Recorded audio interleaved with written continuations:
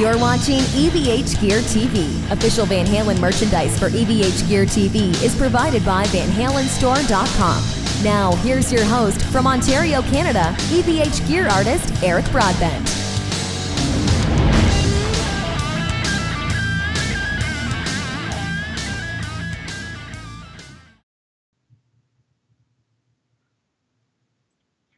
Gear TV. I had a little bit of a technical difficulty there. Welcome, everyone. It's Friday night. Welcome to EVH Gear TV. Eric here, your host, joined with my esteemed guest. I've been looking forward to this one for a long time. George Pajon Jr. making his return appearance. George, how you doing? I'm great, Eric. Thank you for having me back. Oh, my sincere pleasure. My sincere pleasure. We're going to have some real treats tonight, too, because we're talking some new music tonight. And we've got you in the studio, which is cool. So we're going to get some little performances and little tasty treats from you. It's actually not my studio. It's not? I shut down my studio for a while because I had solar put in. Oh, okay. And so I shut it down, and solar just went in. It just got turned on a couple days ago, so starting tomorrow, I'm moving all my desks and everything back over there. So this is just my office, but okay. I can't be without my desk because I reference stuff all the time. So. And all my music is on those computers. So. You looking forward to getting back in there, I'll bet? I am. We're going to start, Cairo starts rehearsals with all new gear. And so before I move the desk, I'm actually going to have the empty room and we're going to rehearse. Because we actually have had a big problem doing gigs in town because our footprint was so large. Okay. I was using 5 amps. Nick was using a big, tall refrigerator rack, and so Friedman rebuilt all my pedal boards, and now I'm down to 2 small boards, and I'm using just 2 amps and 1 smaller bass amp, so our footprint is way smaller, so Good. We haven't tested all that gear yet, and Friedman actually wired Nick, the drummer's board now. Okay. So we're putting all that in use starting probably on Monday. So I won't move all the stuff back there just yet because I want to have rehearsals with the band in there. Get you some testing. Yeah. I find that really funny, and a lot of people would find it funny too because you say the footprint is so large, and people say, okay, and so let's just take someone who doesn't know you, right? We'll take a promoter somewhere. Okay, yeah, let's book you guys, and you say, well, we have a large footprint, well, how many guys do you have in your band? You have 2 guys. Then on paper, it doesn't look like it's a big band. You know, it isn't so much the amps that they're scared of until I walk in the room. Yes. And then it became a problem. The biggest problem is moving the drums. Okay. Because Nick and I face each other at the front of the stage. So everyone in LA is like, no, we're not moving our drums. You have to play back in the riser. And they don't understand that his looping system and his keyboard that he uses for bass and the SPDX, the pads that he uses to create loops from the record, it doesn't fit on a standard riser in the back of the Roxy or the Viper Room. And so unfortunately we have really bad problems getting into those places. So we decided to lower our footprint and space on stage, and so that we can go start playing even smaller places, which is to me, is gonna be fun as hell. Oh yeah, the intimate ones are great. It's gonna be interesting for everyone else that we're playing with because they're gonna be like, wait, what the hell? I know. This big, and where's all this sound coming from? Why can't we sound like that? I know. And the band really sounds big live, and something I'm really proud of, and I talk about it a lot. But, I'm excited to actually try that out in small places. Because most of the time that Nick and I have played, like the last show we did the Friedman NAMM show party. That was at Lucky Strike. That's a bigger stage. So it didn't matter that I had 5 amps there. It totally fits. Mm-hmm. And it sounds great and everything. But now we just weren't getting gigs, and I just want to play non-stop with this band. I'm at home right now, and I'm only have 5 gigs for the rest of the year that I know of right now with Fergie. So all those days we want to play. So we took care of that problem now. Good. Thanks to Dave. Well, that's the thing. You have to remove any obstacles that are possibly there and preventing you from getting into certain clubs, and you take that off the table, and then the door is a lot more open for you. We will see. We've got I think 4 shows coming up, which I'm really excited about. So it's going to be cool. I was on your website earlier tonight as well too, and I saw a couple posted as well too. So it was nice to see some dates coming up. Really nice, and I would love to see you play in a small venue. I mean, I'd love to see you play anywhere, period. But I really like the small clubs, and to see you guys there, it would be absolutely amazing. And that's where you can see the fans are right intimate. They can see your pedal board, they can see what you're doing, and to feel that vibe of this band that sounds like 6-8 guys coming out of 2 musicians would be a real treat for the concert goer for sure. I have to tell you, because of you, because the last time I came on this show, we did a show with Cairo in San Francisco. Well, it's close to San Francisco. It's in what's the name of? Anyways, I can't. It's the Garlic Town. I can't think of it right now. The name of the place is the District. Okay. Nick and I were offered that show because a friend that I produced their band, and Gilroy. Okay. Is the name. And so I said, yeah, sure, we'll do it. And we headlined the show, and our friends opened up, and there were like 4 people with camera just taking pictures of the rig because they heard me talking about it on this show. And I went to the bar, and they're like, George. And I'm like, I expected no one to be here. That's right. I'm like, we saw you on EVH Gear on the show, and we want to hear that rig. And they're like, wait. So you came to hear the rig, not Cairo, not me. I'm like, my rig have fans? Yeah, that's pretty cool. Yeah, you're going to have to get an Instagram for George's rig. Give it a name. It's going to have its own Instagram. It's going to get more followers than you. The funniest thing is I'm on the stage, and everything's already there. The only thing is I have to take out my pedal boards for the opening bands because they take up too much space. Sure.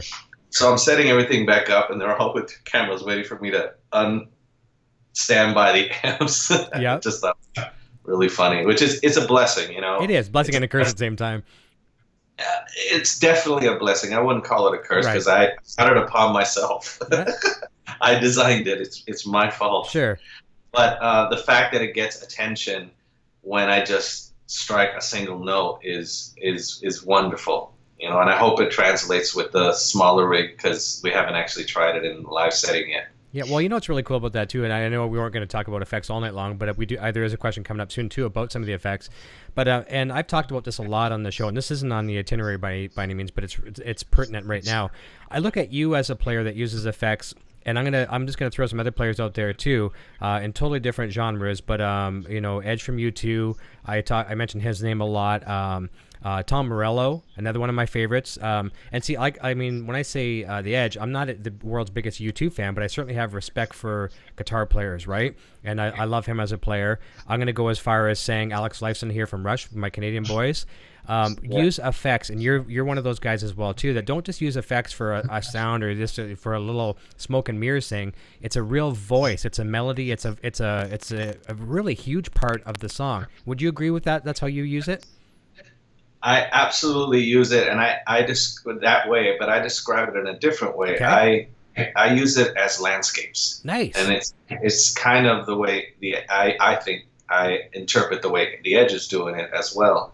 And Andy Summers from the Police was another guy that did that a lot, which inspired me when I was younger. To me, there's so much room in Cairo because of the fact that it's only 2 guys. So I have responsibilities in that band that are basically I have to create a bed, a landscape underneath the simpler parts that I'm playing. Because there's only 2 of us, I have to cover bass and guitar at the same time. And so how I'm doing that is most of the time, 95% of the time I'm using a guitar that's tuned A to A. And so basically the low E string, the A string is a high string on the bass. It's a 68. And so I don't have to use a Pog. I don't have to use anything to drop it any lower. And that's being sent to its own signal.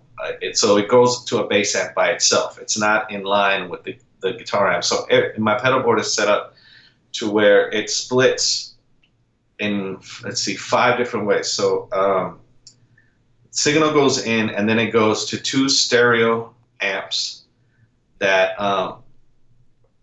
the looping is done in the back. Okay. It's done in the effects loop. which is something that Dave had to create because you'd have phasing issues if you did that normally. Oh, right. So a true stereo setup to where all the looping is done in the effects loop of 2 amps. This is the big rig. Mm-hmm. And then there's a center amp that's completely dry with just the reverb that amp has. It's a Three Monkeys amp or a Morgan Build Me, my own amp that I use sometimes there too, depending on the volume limitations. Because with the Three Monkeys amp, that thing is Class A. It is just loud as hell. You can't turn it down. Yeah, and so sometimes when I know the venue's going to complain, I bring my Morgan head because I can turn it down. And so then it's the BE100 that gives me that big, huge girth, and that's just dry. It's just that really dirty sound that is just dry, and it's giving me the punch. And the final piece of the puzzle, it's for 8x10 1200 watt bass amp by Boogie, and that's the massive, huge sound that when you come see us live is what turns on the final piece. And it goes in volume stages. I don't use all the amps on ever until the choruses. Okay. When I need the biggest punch, all the amps come on. Wow. But the 2 stereo Dirty Shirleys, I filter those as well. So when Nick is singing, I filter those amps down to really low volume. And so I'm playing those parts, and you'll see, I'll demonstrate in a little while, playing those parts filtered, and then the next stage as far as volume is I take off the filter, and then it's just the 2 amps, their natural sound. Then I click in the 3rd amp, which is the Three Monkeys, and that just gives you the 2 Dirty Shirleys are primarily their mid-range is amazing, but that's what they're covering. The Three Monkeys is giving you the top end and that Fender Vox low end. And then when I click in the next volume stage, the B100, then you have that big huge 100 watt 4x12 sound. And then the final stage, if you needed one, is the big bass amp, which covers all the basses. And for me, it wasn't so much I need more. It was for me covering sonically what was missing from Cairo. When I watched how Aaron, the old guitar player, was doing it, I felt that I could add to that. Okay. I wanted to take what he did and add to it and bring it into this time period, because technology has come so far along that I use effects in that way. Not to I'm a big fan. 2 amps have nothing on them. My favorite thing is plugging straight into an amp. There's no better sound. I agree. To me. And I'm not a fan of just plugging in a bunch of pedals going straight to the amp, because it colors your sound. No matter how good your cables are, no matter, most pedals say, "Oh, we're true bypass." They're not. Yeah, there's something there that's still not the same anymore. They're not. And most of the time, I have to take the pedal, if I really have to use it, to Dave and be like, "Can you make this really true bypass?" And you have to customize it to actually get the proper relays that will actually take it out of the signal. But if you want to do that correctly, you actually have to get a good switching system. I use the RJM stuff. Okay. And so on these 2 pedal boards, here, what I'm going to do is I'm going to take a picture of it. Okay. And email it to you. Okay. Can you show it on your screen? I can probably do I know you did it with Mark. I can try it. Let me see. I saw what you did with Mark, but I'll just take a picture of both the pedal boards, because I'm not giving anything away. They're not crazy pedals on here, but it's what's going on underneath and behind the scenes that makes it special. Gotcha. Let's see. What the email is EVH info at, so it can come up. Should be at info@evhgeardiscussion.com. Yeah. Okay, got it. And guys are in the chat. I'm gonna jump over and say hi to you momentarily as well too. No problem. Okay, and this is the stuff that literally I just got this system. Dave finished it a day ago. Okay, perfect. For the last 2 days, I've been up till 5 in the morning programming the songs again, because unfortunately, the way that the layout was before, in order to do, I added 1, 2, 3, 4, 5. I added 6 more pedals. Oh goodness! Because the only reason I did that is I recorded the rig. I mean, I recorded the album with the rig that Dave and I built. I designed, Dave built. That's a massive refrigerator-looking rack, and it has 7 drawers in it of pedals. And some of the songs, when I tried to reinterpret it with my old board, there was some stuff missing that was bothering me. Yeah. So I took it to Dave, and I was like, I can't be without this pedal, this pedal, this pedal, this pedal. And he's like, oh, dude, that means I have to redesign this whole thing. And so I thought it was going to be easy. It wasn't. Nope. He had to redesign the whole thing, and now this is the finished product. So I'll live with this for quite a long time now. That's good. For the life of this album, and then when we go back in the studio, I'll go back to the big rack, which I create all the textures. Perfect. And I really like the way you said that too with landscapes. And you might think this is funny, but in a way kind of similar. I'm really into certain TV shows, and Breaking Bad was one, and obviously now Better Call Saul, which is just as good in my opinion. And we're talking physical landscapes as opposed to virtual musical landscapes, but very similar. I like the cinematography in those shows where the landscapes, the real landscapes, really allow in this case not a melody, but the actors to weave in and out of these scenes really, really nice and put you in the element. It's a case with your music. These landscapes, as you call them, allow the footprint, the foundation for so much to be layered on top. So very, very cool. That's a good takeaway from this episode. Thank you. Awesome. Cool. I'm just waiting for the email to come in still, but we'll keep watching for it. Oh, wow. It hasn't come in yet? No. Oh, wait. Hold on. Unless either you made a typo or maybe there could be large files too. No, it's not. I just took it on my iPhone, but my phone was stuck on my back email. Hold on. Okay, no problem. Sent. Oh, it's sending now. Okay, no problem. Okay, I'm going to jump over the chat real quick. We'll say hi to a bunch of people. I won't be able to get to the very top of the chat because some people got in here about 8:30. Bruce jumped in around 8:30. Okay, so I'm going to, for the most part, I'm just going to mention people's names for now, and we are going to be giving away a great guitar tonight. I know a lot of people are here to see that as well, too. Okay, I just got your email, too, so it'll take me a moment. I'll have to save it, but I'll be able to get to it. So we got Tactical 6-String. Spencer's joining us. Let me see here. Quentin James is joining us. Insomniac Matt. Tone Bolts. Let me see here. Bruce, Zachary Suter, Quentin James, Gary Davlin, Chris A says hello. And let me see some of the names I won't repeat because they're the same ones. Sinner's joining us. Frank C, Daniel Hall, Mike Ray, Les Bellin, Michael Bishop. Let me see who else have I missed. Mauricio is joining us. Les Bellin, Chase Ombre, JD Gonzalez. Who else have I missed here? We've got a bunch of happy people for sure. Lots of people saying hi to both of us. Thomas Santiago, Mystic Star is joining us. Carlo Santin, Howie Zowie, buddy from London, Ontario, not England. Lau Ketchum, Cutter Savage, Greg Walker. Let me see here. The Law is joining us. I did mention Lau Ketchum. Sometimes it's hard if you're. Billy Shelton's joining. Let me see. Bane Rocks is my own little guy, and a big music fan as well. Big fan of yours as well too. Let me see here. Rocamp 56. Let me see. Darren Moore, I think. I'm not sure if I mentioned you. Darren, how you doing, buddy? And I guess it's Mystic Star's birthday, so happy birthday, Mystic Star. Yeah. Mike Michaels, Peter Schaefer.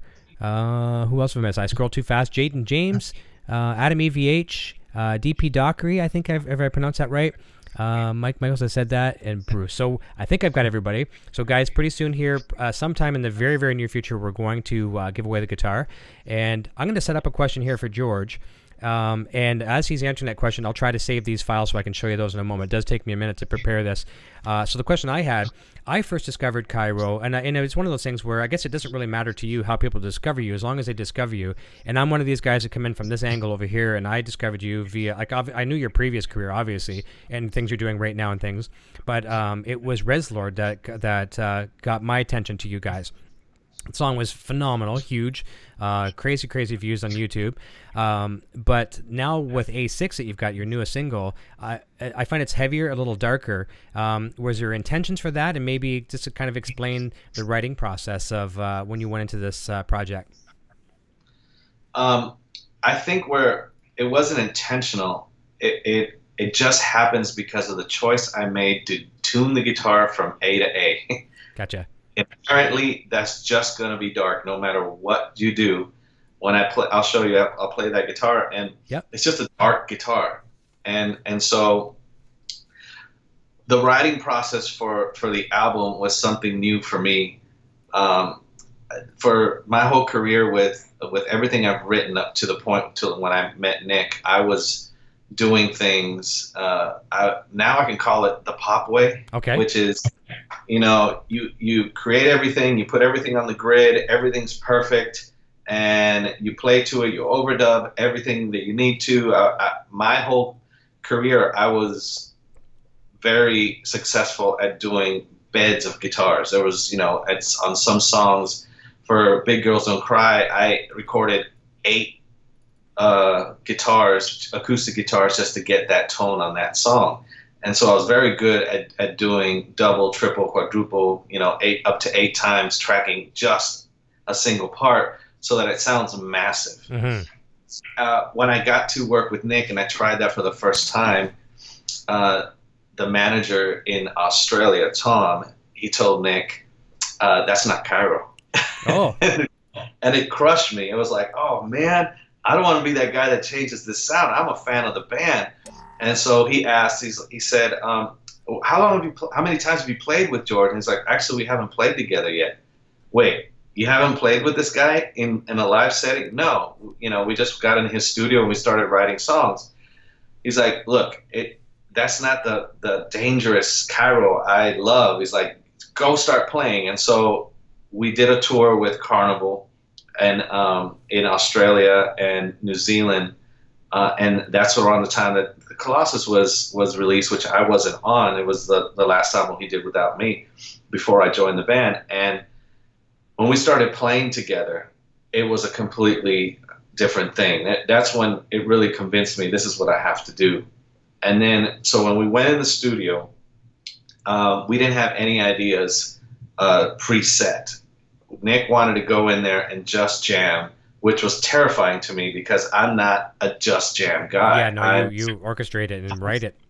I orchestrate. I'm a guy that for all my career, someone would say, hey, do you hear something here? And I put on headphones and start writing whole sections. I remember you told me that with the Black Eyed Peas project. It was that way. I would write whole sections. I would kind of treat it like an orchestra where, okay, I want this here and that here and this here. And it would be sometimes 12 different guitar parts on those songs that all talk to each other. Mm-hmm. That's not what I did with Cairo. Nick didn't want to do that. And so here I am. The only amount of time that we can afford in the studio was 8 days. And so we had 8 days to actually write this record. And the only reason we had to go to another studio is because I wanted to isolate all 5 amps. Okay. So each amp had its own room, and Nick was in the middle in the drum room and the vocal room combined in the studio. We did it at King Size Sounds Labs here in LA. And so basically every day we'd get there in the morning, and we'd get there early. I think we started every day around 9 o'clock. It might have been even earlier. And Nick and I, when we were preparing for the album, I would record and he would record these little 10-second pieces of ideas on an iPhone. And we went in the studio and we had about 60 of those. Mm. And so we would pick one. And that was the inspiration for what the song would be. And then I would relearn the part. And while I was doing that, he would be like, change this. And I would say, I don't like that part. And then we would basically write the song right there. Then I asked the guys, another thing I did before recording the album is I spent a couple months going and create with that rig that Dave and I built, I designed and Dave built, is I just did an enormous amount of homework on landscapes. Okay. So I would just create these patches that would do crazy things. And I would write it down, and I had this whole spreadsheet of what patch number, what this, I'd store it. So when I got to the studio, I asked Nick and the engineer, as soon as we finished writing the song, I need 2 hours. So I would sit there and program everything. And, it's funny because there's pictures of it. I have to look for it, but I look like a nerd in front of a computer, and that was what I was doing, just programming this rig to do what I wanted it to do. And then Nick and I would map out the song, and we literally would play it live. And we did at least 10 takes of every song, sometimes more, and we pick the best one. And that's for that day. That day's done. And so that was one song. And we repeated this for 8 days. And in the end, we ended up with about 9 songs that we kept, and 7 made it to the record. And it was a scary thing for me because it was like, okay, I've never done this way. And I was completely nervous. And Nick is a really accomplished musician that studied music in school and is a jazz drummer. And so for him going like, hey, we're going to go on a different time signature here, I was like, damn it. Yeah. So it was a challenge for me. But, I'm really happy with what we came out with. And then after that, we went and took everything to my studio. I gave Nick the keys to my studio and said, take as long as you want with vocals. So he sat in there for, a couple of weeks to a month, and he wrote all the melodies and all the vocals, and that was it. After that, I listened to the songs, and if I felt the chorus needed a little bit of padding, then I would add some overdubs. But I was very careful in the overdub process that I didn't want to do anything that I couldn't pull off live. That's good. So everything that I did, I have to be able to pull off live, which was probably the most challenging thing of all, was going, okay, wait a minute. I can't do anything longer than a 4-bar loop because then you're going to run into timing issues. Yes. That's when Nick is syncing with my loops and I'm syncing. There's 2 sets of loops going on stage. And so they both have to talk to each other, but we're against. One of the key things about Cairo is we don't use any backing tracks. Okay. We're completely against that. Nick describes it in a very unique way. He says, if we do that, you lose the danger element of the band, which is when you come to see us live, 2 things are going to happen. Either you're going to watch magic because both machines are talking to each other, or it's going to be a shitstorm, or you're going to watch a complete disaster. Yep. And so I want that to be an option. I want that to be like, oh shit, things are falling apart. Yep. Let's watch them recover. Yes. Or not recover and just, this is brutal honesty. It didn't work. And it didn't work, and so now we have to start over, or, hey, that song's going in the trash for tonight. Yep. Sorry. Let me try to fix this. I like that. So that was the process that we did in writing it. And honestly, it's maybe dark because I'm not a dark person at all, but we're in dark times. Yes. Yeah, I agree with that. I mean, that election was crazy. What's going on in the world right now is, I try not to focus on it, but I can't ignore it. It can consume you. It can consume you. And so, yes, it was influenced. Yes, the music's a little darker than maybe it was, and it has a lot to do with the tuning, and it has a lot to do with what we were watching while we were recording this record. Yeah, you were influenced one way or another, like whether directly or indirectly, but there's things around you that from every angle that were, getting in the blood, basically. Yeah. Yeah. And that was one of the questions I was going to get to in a minute too, is basically how do you do it live compared to the studio? Same thing, we look back at the old Van Halen records, Ted Templeman and everyone saying, okay, I think you should overdub here and you should do this. And Eddie's like, but I don't overdub. I don't do that live. It's just me and the bass player and things like that. So you always have to think about that thing live. But what I think is really cool that you just said, I think there's 2 good takeaways from that experience. Number one, the fact that going to the studio and thinking that way is very, very cool. The fact that you've had to improvise on the spot when you're not used to doing that for the songwriting process, it sharpens your chops for a rainy day and another session where you're going to be working with a lot of different people. You always do, and who knows what that project entails. So let's go. We've got 3 hours. Let's come up with something. And that little bit of that boot camp for you, I think, will kind of raise itself at a later day too.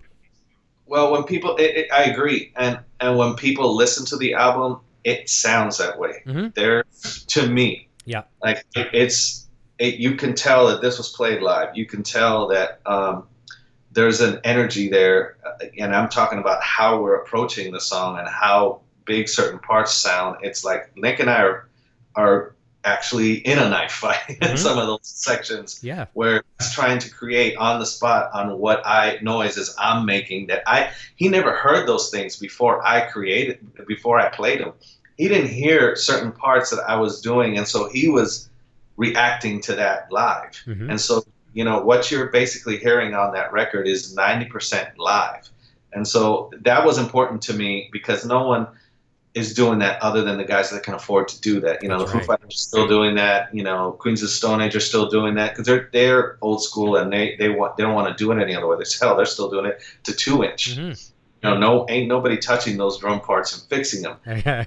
Those guys can just play. And that was important to me. And, you know, and that's a big influence of what Eddie was an influence on my life was that when I saw them live, it wasn't just a replication of the record. No, it grew, it got bigger. And those parts were like massive live because you're amplifying, you know, what you're hearing is this big. It's a CD or a vinyl. It only has a certain amount of, you know, audio that it can pull out of the speakers. When you're in an arena with 1 million watts and you're hearing that band's force being amplified, that's the beauty of those bands. And I wanted to stay true to that. That's what influenced me when I was a kid, and I wanted to do that with this band. It was my first opportunity to like, oh wow, this is like what I wanted to do when I was 18 years old. And we're doing it every time that we play. And it really is a blessing to have the ability to do that. You know, I created all this craziness, and Dave, he says it all the time. When we were mapping out this new board, Nick was there as well, and he said, dude, can't you guys just play with tracks? And we both with an evil death stare because it's like, but we won't. No, absolutely not. He's like, you're making my brain hurt. But that's the whole point. I made a lot of things that could be easy really difficult for myself, and everyone that comes, they're like, why are you doing this to yourself? And for me, it's like, because this is the way my brain works. Even though this pedal board is what it's going to be now, I'm already thinking what I'm doing after this pedal board. I know. Because there's certain limitations that I'm like, well, if I do this and that and this and that, you know, it's part of my creative process, and it's part of like how I come up with things that are on the record that eventually will be released later on this year. Okay. You're almost like the Apple. You're like you're on version 7 of the iPhone, and there's 8, 9, and 10 right around the corner coming out. Yeah, this is actually version 4 of the Cairo Fight pedal board. But you know what I think is cool though too? I mean, I have no disrespect for people using backing tracks. And back in my band, we used to use some backing tracks here and there too. More intros than really backing tracks. And the only backing track I would have would be silence. I would have like literally I would have silence. I would have some intros, and because I was always the guy controlling stuff on stage, I'd have about 5 minutes of blank space just in case I couldn't get. It was a mini disc player back in the day that triggered my stuff, and so if I didn't get to it right away, I know I've got a good 5 minutes. I can go over and hit stop. But in your case too, mini discs. With people today using backing tracks, and here again, no disrespect, but they can almost become a comfort zone or an autopilot where the guitar player, if something goes, catastrophic on his pedal board, oh, it's okay, I can take a break. I've got 30 seconds of backing tracks. I'm all good. And so you don't have that option. Like you say, it's either going to be great or it's going to be a catastrophe. The train's going to come off the tracks, and you just got to see how many survivors are left. But you're there real world in the troops, and you don't have a safety net. Well, the truth is, that's a good point. I actually do both. Like when I'm touring with Fergie, now here's when backing tracks are a necessity, and it's up to the artist to do it or not do it. But in a case like her show, you have this enormous amount of content that's on these massive video screens behind you, and the only way for all of it to sync is for everybody to be on the same SIMT. It has to be. So the band is locked into those songs as they are because the content is coming through, and it's all this thing is sunk. And yes, I know YouTube does it, some of the stuff on the fly, and so does Metallica's guys on the fly, but they're not hiring these massive crews to do it. So if you want to keep the cost down, you do everything to a backing track. That way it's only one dude running the Pro Tools that's also sending SMPTE to the guy that's doing the lights and the video screen and everything. And so the whole show is in sync. In a situation like that where it doesn't matter what the guitar sounds, it doesn't matter what the drummer's doing, the importance is her. The importance is her image, her looks, her singing, and so you're an afterthought. That's right. And the most important thing is the presentation. And in that situation, there is no room for danger. There is no room for a mistake. You know, I started doing shows with her again in I think it was February 2016. Mm-hmm. Every show that we've done, not a single mistake has happened because that show is flawless. Mm-hmm. And so you get to hear the same sound all the time. I want to do completely opposite yep. with Cairo because that's what I have to do, you know, in my day job. That's right. That's right. That's what I call my day job. And you know, look, it's my family and I love them to death, but you know, this is my future. And I know I still work with, the Black Eyed Peas did the opening of the UEFA championship in Cardiff, the soccer championship for people in the world that doesn't watch soccer. It's kind of like the a small version of the soccer Super Bowl. Okay, gotcha. So they called me in an emergency, like, you got to come into the studio at 10 a.m. To do the parts because we wanted it to sound live, and they couldn't find the stem, so we had to recreate those songs again. Oh boy! At 10 a.m. I had, and I had a lot of things to do, and I had to drop everything and go in the studio and redo the Dick Dale thing, redo Let's Get It Started, redo all those songs because they're putting them live, and they're not allowing them to use a band because those changeovers in Super Bowl are literally just 4 minutes. Wow. So much can go wrong in that changeover where a guitar amp is forgot to be turned on or a drum mic is not on. So they don't pretty much primarily, unless you're Coldplay or Prince or, you know, Bruce Springsteen or U2, those guys that did those Super Bowls, that no one plays live. Mm-hmm. So it's me playing those parts, but I wasn't there. Right, I got you. That's neat. You know, so I live that world. I did that all over the world, and I just didn't want to do that anymore with Cairo. And you know, at first when Nick and I were trying to figure out how we're gonna pull this section off, it was a challenge, but we stayed true to that. I don't want to do tracks. I don't want to do tracks with Cairo, and it's the most common question when people are seeing us live. When we did that Friedman show, I had a friend that was standing next to the soundboard, and he's like, dude, it's the funniest thing. Everyone comes up to the sound man. It's like, how are they running those tracks? That's great. Yeah, they probably heard it 50 times, I'm sure. Yeah, there's no tracks. That's all live. And they're like, wait, how? What's going on? Like, I don't understand. I love it. Demonstrate how I might as well do that now. Yeah, let's do it for sure. Yeah, let's do that. Let's have a look. Excuse me, I'm going to get a guitar. Okay, right on.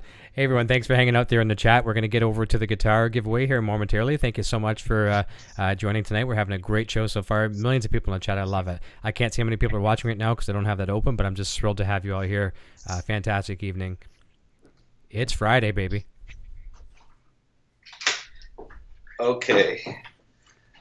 So I'll have to stop playing in order for you to hear me. This is a guitar that's A to A. So, and I'll just strum a chord so you can hear what it sounds like. Hold on. Get to a patch.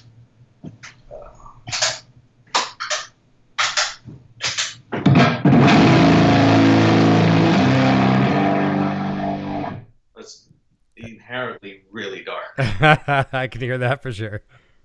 So on the song that we released is called A6. The riff is really very simple and very basic. I'm literally just playing. That's all that's going on. Recognize that, yeah. But I created a patch that isolates on itself. So there's some pitches going on, there's some delays going on, and as they continue to regenerate, it never stops. It continues to get bigger and bigger and bigger and bigger and bigger and bigger. And that's what's giving the band, and I'll demonstrate that for you. Okay. This is what it sounds like.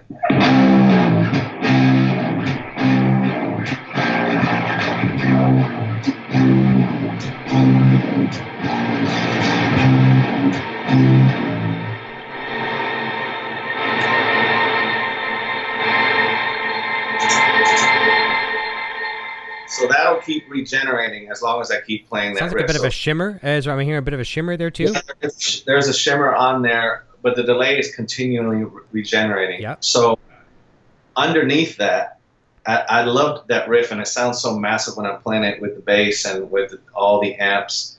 It felt like it needed some rhythm underneath, and so I created this patch. And so in order for my loops to not go out of sync with Nick, and for me, the other thing that we didn't want to do is to be locked in on tempo. Okay.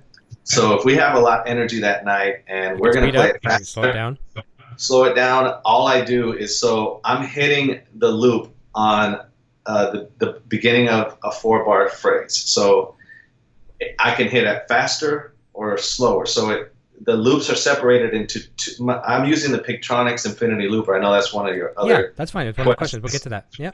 And so you can separate that looper. So essentially, it's 2 loopers in one. Okay. It has channel 1 and channel 2, loop 1 and loop 2. So the way I use it is they're separated. So loop 1 is the first 4 bars of the phrase. Loop 2 is the second 4 bars of the phrase. So it's an 8-bar phrase. And I'll show you that. I'll play that without playing on top of it. So this is what it sounds like.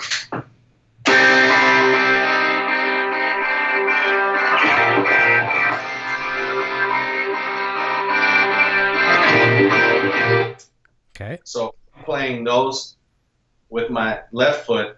I'm playing that as I play the song. Now I'll play you on this song. When Nick sings the verse, I wanted to filter down the guitar, and you'll hear. I'll attempt to do it in time right now. Okay, no problem. You'll hear. Let me move the screen a little bit so you can see it more. You'll hear the difference in tones on how they're. I filter the amps through the effects loop. And by the way, all this is going through the effects loops of the Dirty Shirleys. And right now, the only thing I have in here is one Dirty Shirley and one B100. Okay. I don't have space in here for the bass and everything else. So, and I'll explain something about the loops in a second. So, here, I'll show you going from the verse to the chorus. Perfect. And the verse sounds like this. So it's completely filtered. So it's.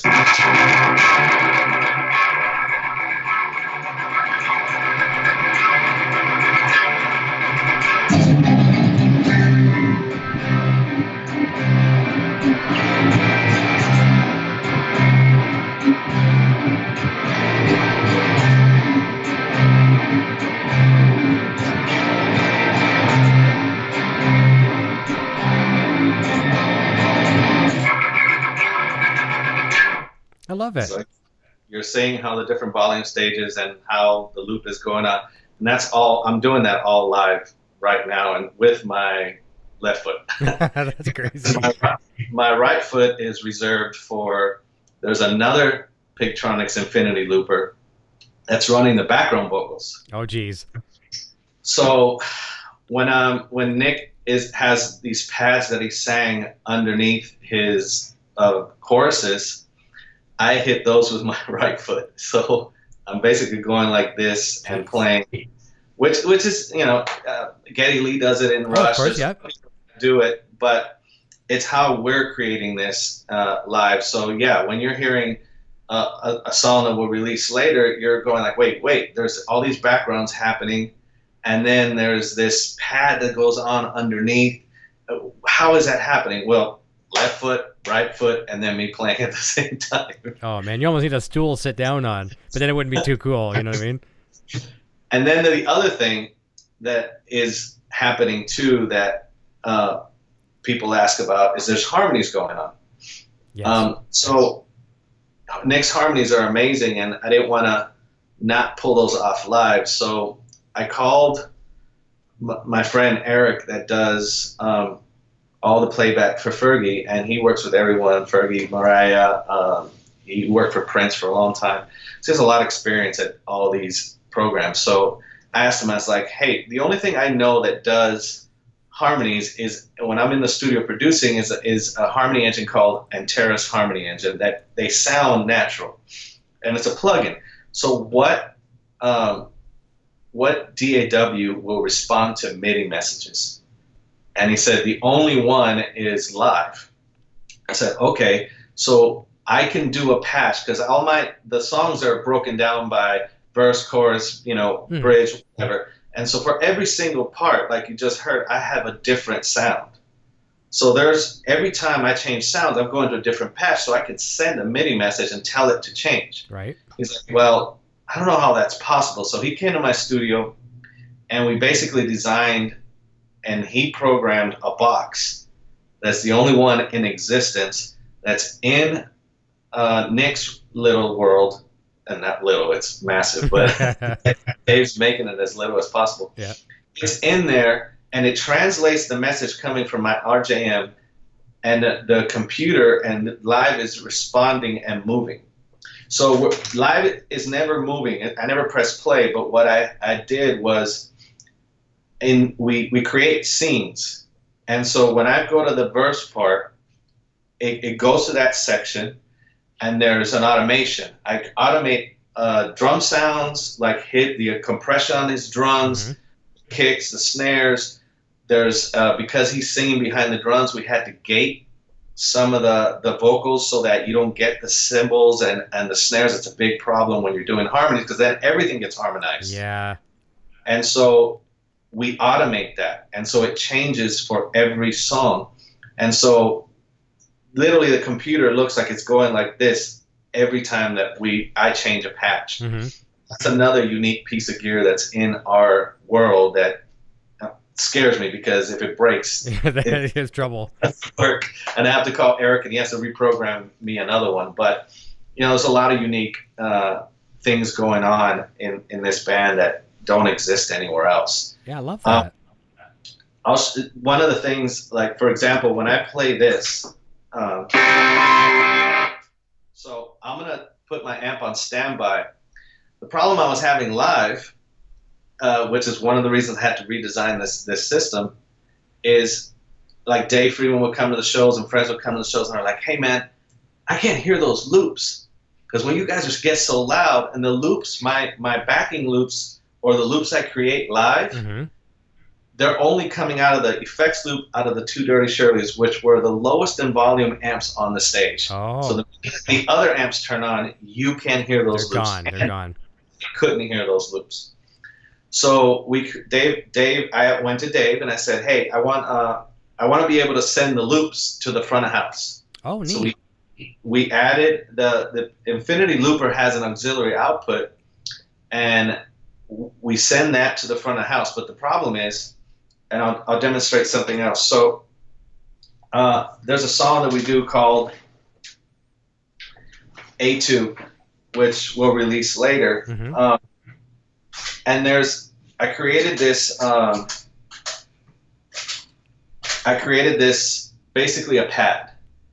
And all I did was, it's a really wet reverb sound. And I did the Eddie thing where in that song where you're just swelling up and you're creating that big ass sound. Yep. So for that song, that's what's happening. Okay. That's the only loop that's going on. But it doesn't stay on all the time. So the big problem I had was like the front of house can't have that going on all the time because it's supposed to drop out. Right. In verses, it's supposed to drop out when I don't want that on. Because I have the ability to do that with my rig, is turn on the loop that's going anytime I want to. So Dave had to build a box that I could program to turn on and off the send to the front of house. So finally, we have the ability for I can control, you'll be able to turn up the loops as long as you want in the front of house, and then I can control when they're on or off. Nice. So that's one less thing on their shoulders too. So. Well, even if you have your own sound man, inherently you're asking a third person to be on the same page with you. And Nick and I know what's going on. And so if we leave it just in our hands, then if we make a mistake, it's on us. It's our fault. And yep. I don't want to have to yell at anybody. That's not the way I do things. And so, hey, put it all on me, and your job's going to be really easy, and just make it sound good. And don't about the rest. So that whole thing happens on that song. What I want to do to show you the power of this setup is I'll create something live for you. Okay. And I'll play over it, and then let me change guitars again. No problem.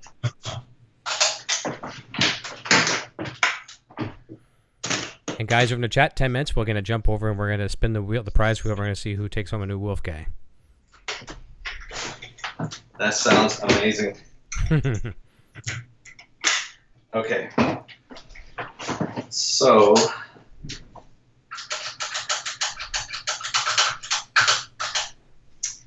all right. So I'm going to create a unique loop from scratch, and I'll play over it, and so you can see the different things that I can do with this system. And if you can ask me questions if you want after sure. How I created certain things. Okay. Okay. Make sure everything's working. Cool.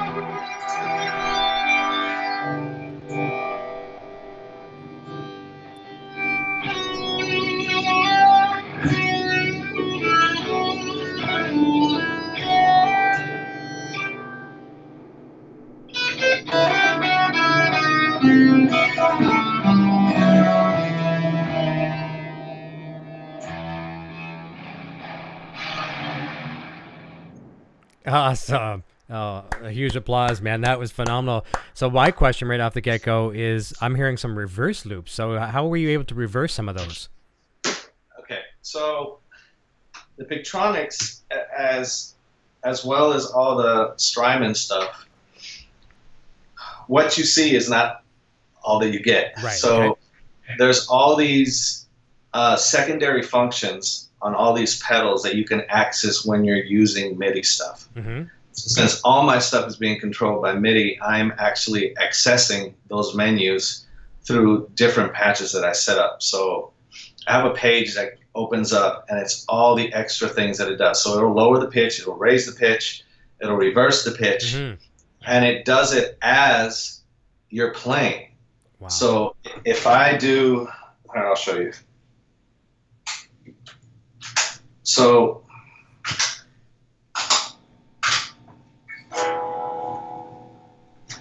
sorry.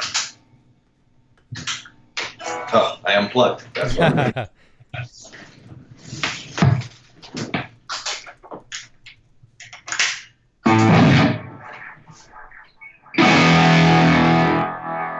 me do just a clean sound, so you can really hear it.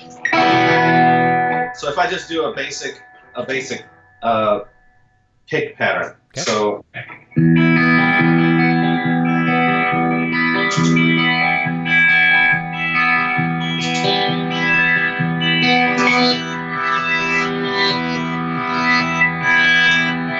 So I told it before I close the loop to reverse it. Okay. So you can do that type. Same thing. I'll do it again, but with a pitch. Okay. So you can do it with pitch as well.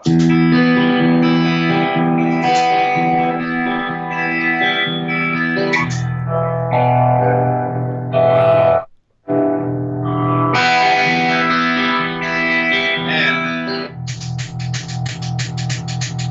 And Keep restarting it. It has a stutter effect. So I can do the same thing with all my Strymons. All the Strymons do the same thing. I'll show you. So that's that tone right there. So when I go to the Strymon page, you'll hear what it does. Watch.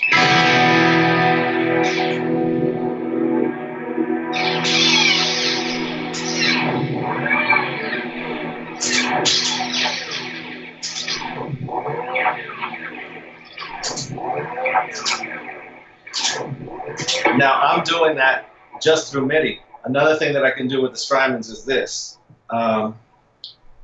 So, like I do this during the show on the Cairo shows.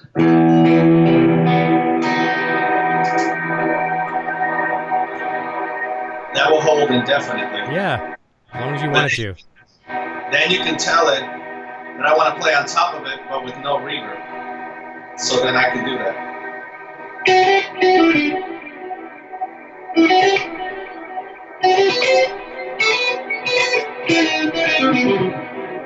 Love it.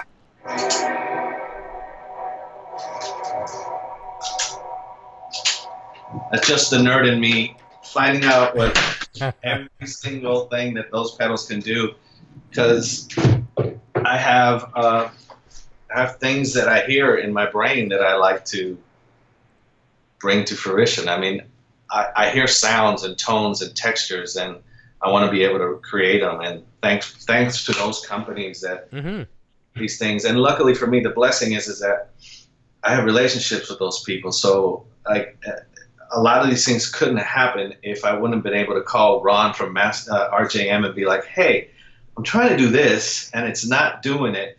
And he's like, well, send me your setup. And so with their editor on Mac or PC, you could take a picture of it or save him and send it to him, and he'll look at your setting and say, okay, turn this button off, turn this off, turn that off, and then it all works. Oh, perfect. If it wasn't for that, it would take me so long to do this. And then, of course, the biggest blessing is to be able to go over to Friedman and say, hey, I want to try to do this. How can I do it? Yeah. And then he'll point me in the right direction or build something. a lot of times we had to build something. There's it doesn't exist. That doesn't exist. There's a few pieces in this setup that do not exist. Oh, very, very cool. Well, this is a perfect segue, because we talked about relationships, and you and I got to talk about this just before we went live here as well too. One of our mutual friends, Mike Tempesta, a very good friend of yours, and Mike and the team at EVH have been very, very good to me over the past probably 8-9 years, and thrilled. And I still pinch myself every day. And if it's okay with you, I think we're going to take just a real quick segue. We got some people that are anxious to take that box home back there. It's behind me. Back yeah, there. absolutely. I've got a beautiful blue, Mystic Metallic Blue, or blue. Mystic Metallic Blue, I think that's what it is, or Mystic Blue Metallic, there we go. It's a Wolfgang Standard, and I had a contest last year. I did a contest with a bunch of things for people to win some cool stuff, and there was stuff from our friend Futone, from Adam Reaver, and there was stuff from EVH Gear and Peddle Snake, and all kinds of different things. There's a bunch of hodgepodge of a bunch of things, and I kind of opened it up to the world to enter this contest. And you know, it's one of those things I didn't really give it a lot of thought, where, okay, let's get some subs. We'll get some subs on Facebook and all this kind of stuff. But it kind of opened it up to the sweepstake people. Like, I'd say 99.9% of the people that entered the contest last year didn't even know what a guitar was. So wow. I wanted someone to win this guitar that's going to be at least a guitar player, or their kid plays guitar. So I create a couple little hoops this time around. I said, shoot a video. Everyone's got an iPhone or a phone or a GoPro or whatever, even a camcorder, old school camcorder. Shoot a video, say, why do you like the show, EVH Gear TV, and why do you want to win the guitar? Surely that did narrow down the entries down a lot. Got maybe around 30 entries, and about 5 of those, roughly, or a few more than that, were disqualified because they didn't actually submit a video, so they didn't know they had to do that. So we're down to a smaller amount of people, but I'd much rather have smaller entries coming in and know that this guitar is going to go to someone who's going to play it and appreciate it, as opposed to going on Craigslist or the pawn shop, right? Yeah, exactly. Yeah, so we have that. So I have in my iPad, I showed you my iPad off the screen here, and I'll show you this thing again. It's a 78% battery, so we're still doing good. So I have a prize wheel with somewhere around 24 people's names on here, and I'm going to switch over to that screen. You and I will still be on the screen. You won't be able to see this until you watch the show back, but let's go over there. All right, so I'm just going to see if this is working. I'm just going to spin my finger a little bit. So as I actually spin my finger on the screen, it's actually changing on the computer screen as well, too. So here's what we're going to do, guys. So I know you've been all waiting for this for a long time. I want to wish everyone the huge luck. There's going to only be one winner for this guitar. When I spin it, it's going to land on the person's name. We're going to congratulate you, and then your name is going to automatically disappear from the wheel.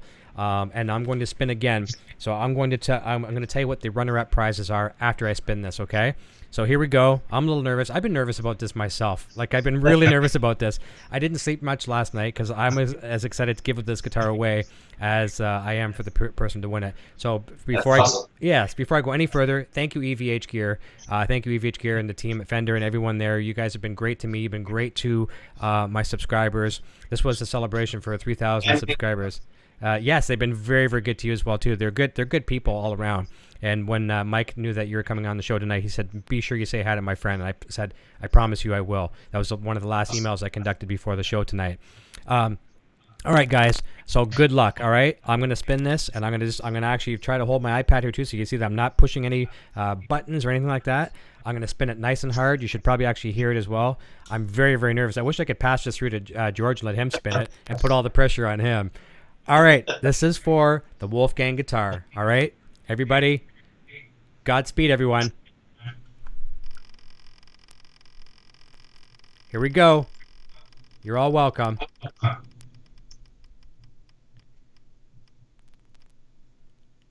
And the winner is Howie Kittleson. Howie Kittleson is the winner. His name just disappeared. Okay, so congratulations, Howie Kittleson. A Canadian boy. Very congrats. And actually, he's worked with so many people too in the business. He's been a guitar tech. He's worked with some of the best. Peter Frampton. Oh yeah, it's really, really cool. Great guy. So I'm going to write him down. So congratulations. I'm very sorry to the other people that entered. Let's put Howie down. Howie K. Congratulations, Howie. Fantastic. Now listen, guys, I myself, I always complain about this too, because I never ever win anything. And I know that letdown, it's like, oh, you've been waiting for this and waiting for this. But trust me, I'm giving away stuff all year. I've got a few more small little thank you for participating, but there's something for you. And I'm going to have more. I've got something right up on the shelf above me that's going to be for the next contest. It's big and it's rare. It's pretty cool. And when I hit the 5150 subscribers on the channel, you can bet there's going to be something heavy Van Halen related. So again, congratulations, Howie. Now, we're going to spin again right now. Now, there's 3 things I do not have in my possession right now. They're coming. I'm going to be giving away 3 T-shirts from Fractal Audio. The episode you might have caught a couple nights back, I had Mark Day on the show. Great player, awesome. Great guy. I know he's respected by you and many, many people. So Mark from Fractal has sending me 3 T-shirts and a Fractal ball cap. So right now we're going to spin 3 times again. We're going to do the T-shirts first, and then we're going to pick a hat, okay? So I know it's nothing like a guitar, but it's certainly something that we're doing just to be a little extra. So we're going to spin again, all right? So it still says on my screen, and the winner is Howie Kittleson. That's for the guitar. So this is going to be for Fractal shirt number 1. And I did tell they're already sent in the mail. I already got a tracking number. They're all larges. I figured that's the happy medium for everybody. So, all right, this is for Fractal shirt number 1. Here we go. Good luck, guys. And I'm watching on the screen, not even on my iPad. And the winner is for Fractal shirt number 1, Joseph Burt. Congratulations, Joseph. All right. Thanks. All right, so there we go, Joseph. I'm going to put Burt. All right, we're going to spin again. So Joseph's name is automatically taken off. We're going to spin again for Fractal shirt number 2.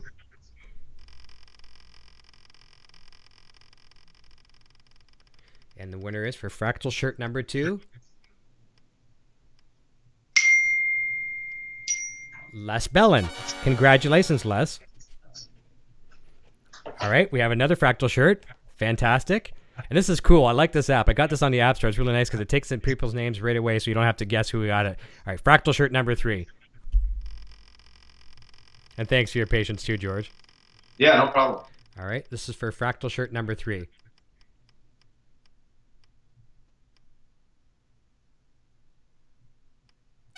That was a close one. That was a close one. Chris Armstrong, that was right on the wire. But we have to go what it says, Armstrong. Okay.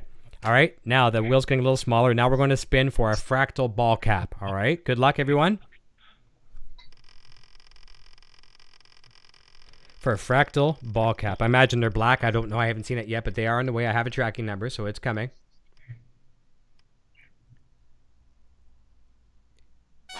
Bruce Bryant. Congratulations, Bruce. Fantastic. A Fractal hat. Okay. We have 2 more small packages. These are from myself. Like I say, nothing huge, but again, I just wanted to give you something a little extra, all right? So the first spin is going to be for 2 packs of EVH. So I've tried to get them on the screen here. EVH guitars, branded guitar strings, 9 to 42. So that's like dental floss for George, but 9 to 42, all right? So this is some George Pajon dental floss. All right, but they're good strings, trust me. All right, so there's going to be for a pack of those, okay? Here we go. So congratulations, everyone, so far. So for 2 packs of EVH Gear guitar strings, we'll see who gets that one.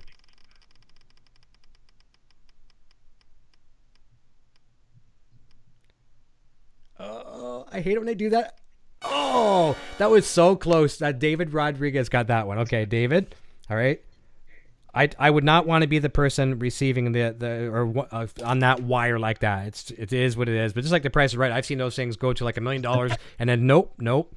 All right, so the last one, this is the last one I have for you. I have an EVH Gear TV mug. You've seen me drink out of them. I had sealed in the box here. Try to show it on the screen here as much as possible. They're kind of cool. As long as you don't like looking at my face, you don't mind it. I'm on there, but it's got the website on there. It's all kind of cool. This is the last one for the evening, and trust me, there'll be more prizes to come. And I wish I could give everyone who participated something. It's just not in the cards. But I know you're not here for the prizes, just for the prizes, and you do like the content. So thank you for that. And I've been told that by a lot of the people. They were sending me emails saying, "Look, regardless of the prizes, we love your show." So I'm very, very humbled by that. So this is for the mug. Here we go. Last spin for the night, and back to the show.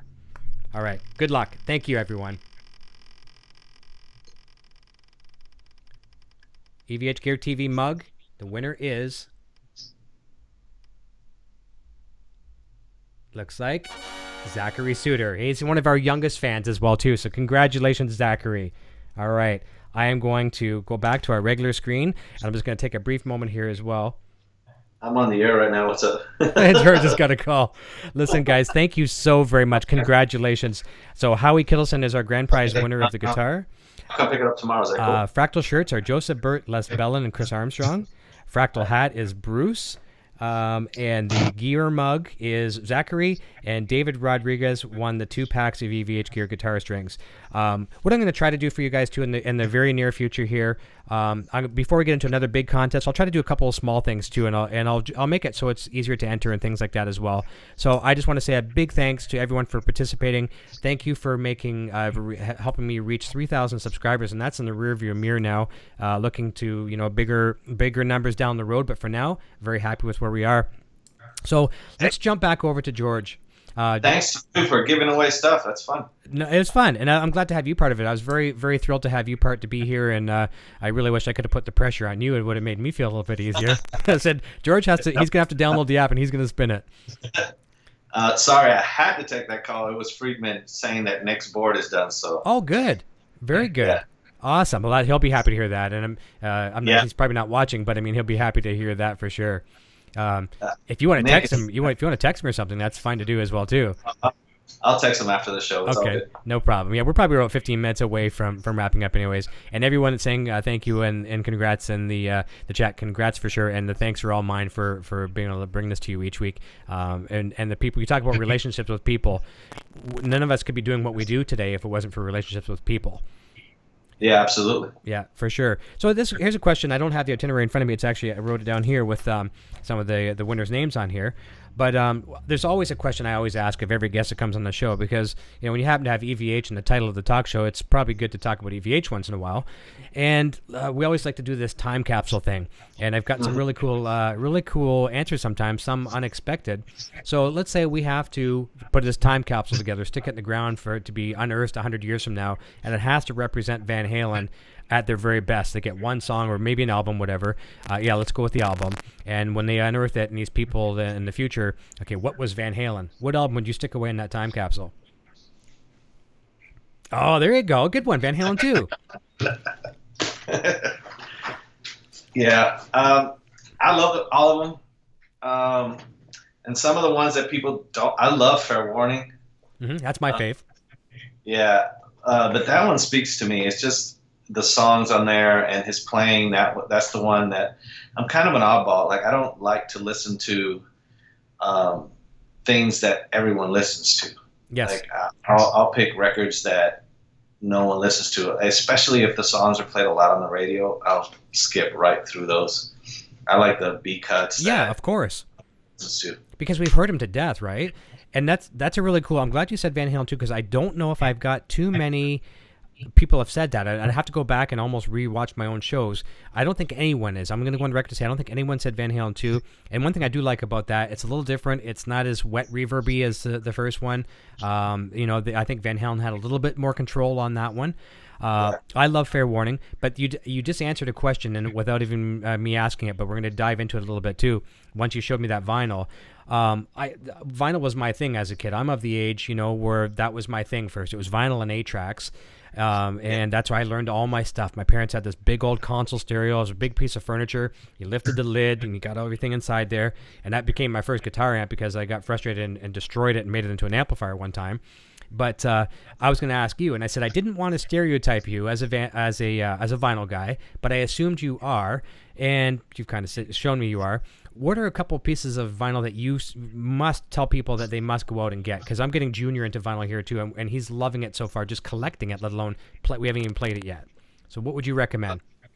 Well, all the Van Halen stuff sounds amazing in vinyl, and when they reissued them all on the 180 gram vinyl, it's really great. Oh, really? They did a really great job on it. I think this one is that, if I'm not mistaken. Yeah, so they're thicker and they sound really great. I have a piece of vinyl that I'm very proud of that it's extremely rare, and I searched for it for a long time and paid probably way too much money for it. A lot of people like this band, but it's my personal favorite vinyl that I have, and it's the first Mars Volta record. Google this and see how much they're selling this record for on vinyl. It's crazy. Okay. And so this is one that I would never part with. And I love this record anyways, and it always inspires me. And my connection to this record, it was just a piece of time in my life.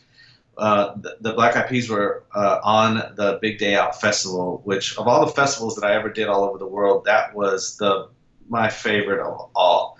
They turned that festival into this amazing event for all the bands.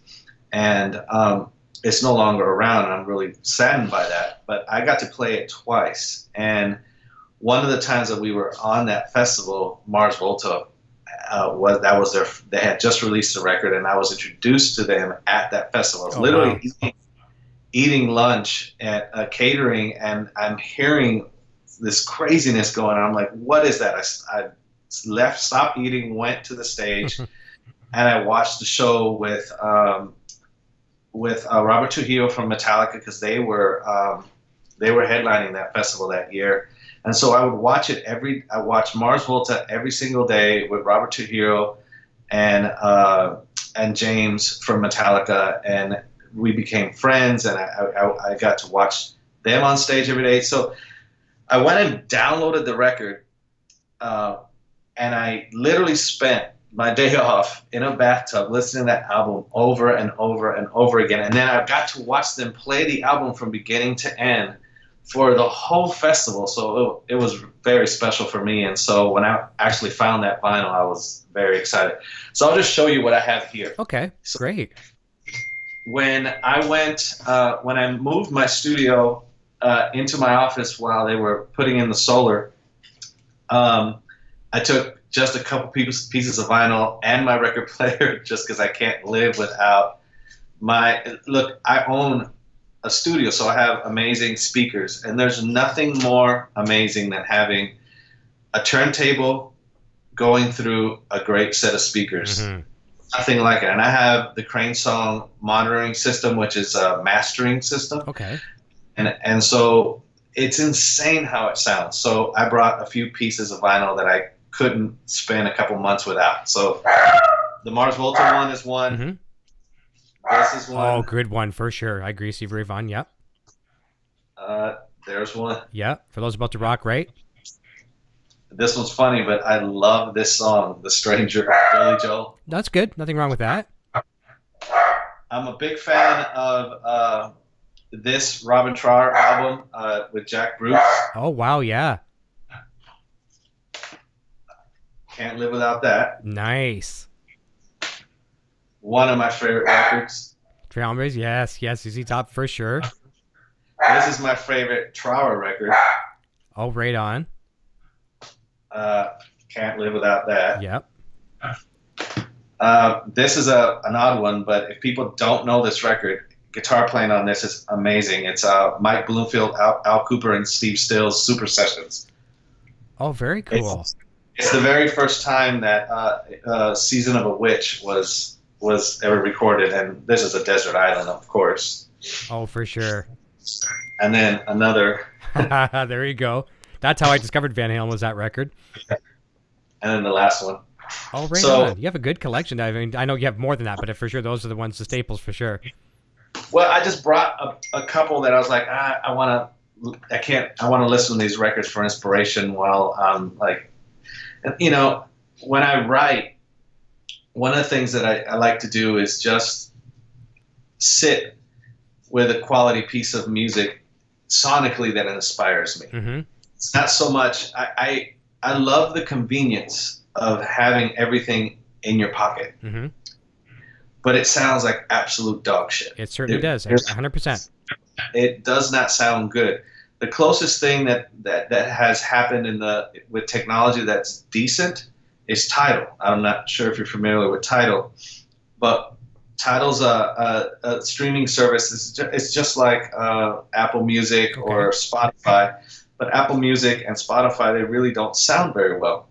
Tidal, you have to download.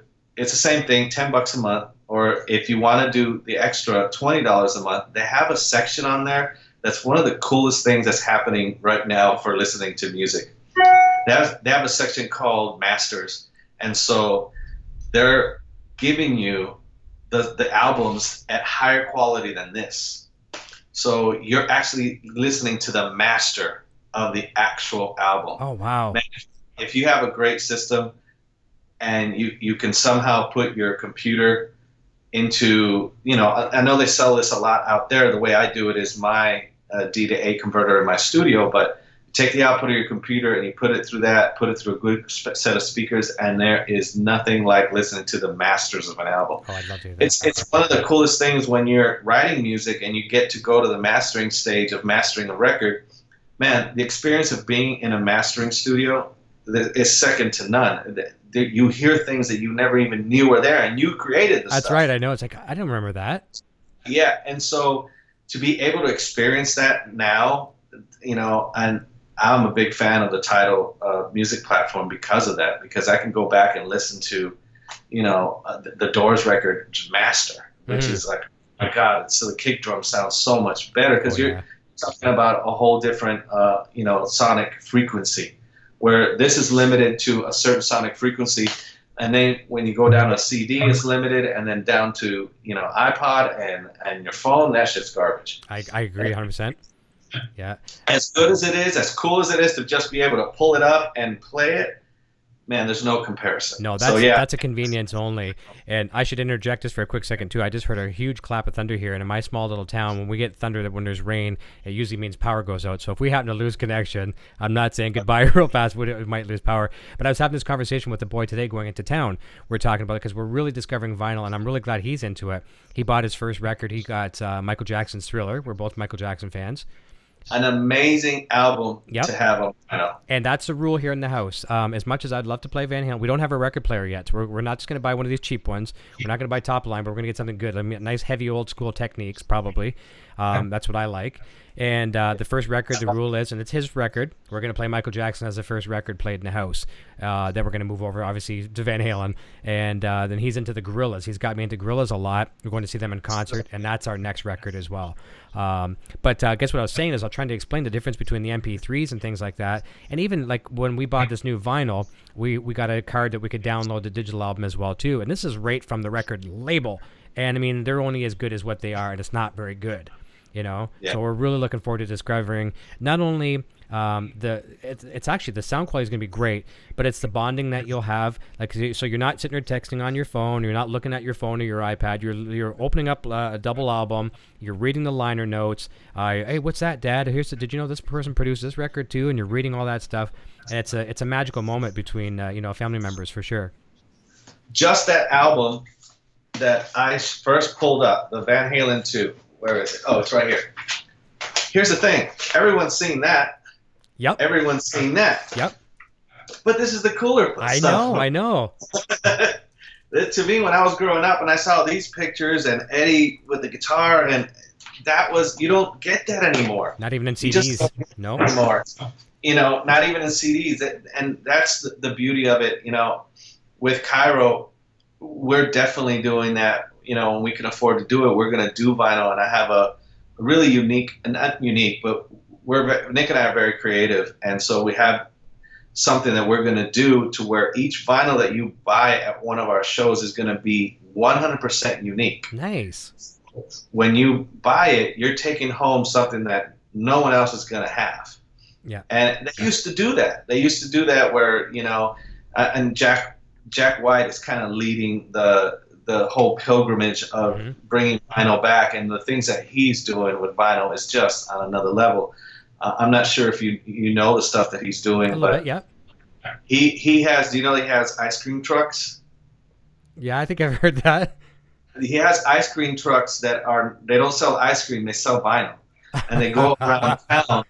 And they have the whole ice cream melody thing. Yep. Just it looks like an ice cream truck's coming down your street, but it's an actual black and white truck that's selling vinyl. And when you buy it from the truck, it's pieces of music that only you can buy in that truck. Wow. And so one of the things that he did for one of his albums, he put a hologram. So when it spins, the record spins. You see something? There's an actual hologram that comes out. And if you put the needle on the paper, that's another song. That's crazy. But he didn't advertise it, so if you like, for some reason, your needle goes past it, like most people do, it actually skips and gets on the paper. It's another song. It's a hidden song. So it's almost like in video games, like an Easter egg. Yeah. That's awesome. And leave it to him to do that.